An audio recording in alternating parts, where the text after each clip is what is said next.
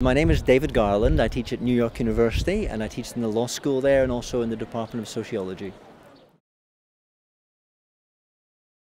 It's relevant because most of the work I do is rather theoretical and I would say pitched at a high level of abstraction.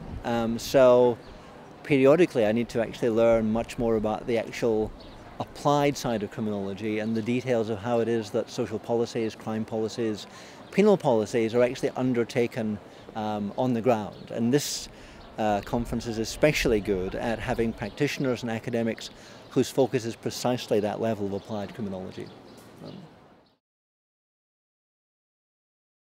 So my presentation just a moment ago was about the relationship between penal systems and welfare states.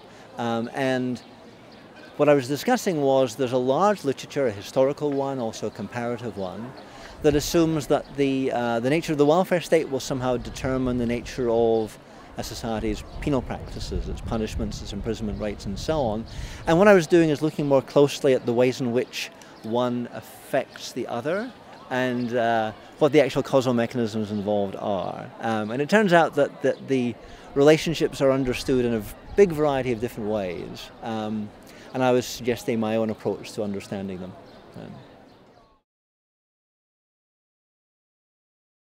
So right now I'm writing a book about the welfare state, which has nothing really directly about crime and punishment, which is a change for me. But once I'm finished with that particular book, my plan is to return to looking more closely at the connections between welfare states, penal policies, and crime rates. And in these respects, the place I'm standing now, Stockholm, Sweden, and the place I live, New York, USA, are really diametrically opposite cases. So the USA has a very limited, meager disciplinary welfare state, particularly for the poor. It has a pretty good welfare state for corporations. It has a big penal system and it has high levels of crime. Even after a decade or two of crime declines, it's still a high crime society. In comparison, somewhere like Sweden has a much more developed welfare state, a much more inclusive society, lower levels of imprisonment and lower levels of crime. And I'm interested in figuring out what exactly are the forms of magic through which these outcomes are produced. Well, I'm interested in this because there's a puzzle about it. So on the one hand, if one looks comparatively across many different nations, the societies with the most developed, generous welfare states tend to have low levels of crime, in contrast to the societies with more inequality, less generous welfare provision. They tend to have higher rates of crime. And the prime example of the latter is the USA.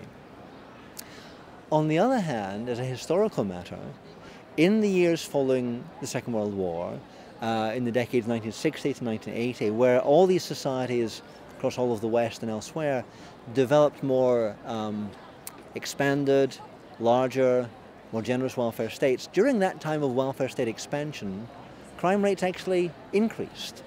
And paradoxically, during the decades that people describe as neoliberal anti-market and anti-welfare state pro-market policies, in places like the USA and the UK, crime rates have diminished. And so that offers a kind of headline causal inference, which I think is probably spurious, that more welfare causes more crime and less welfare causes less crime. So that's a paradox I want to look into much more closely.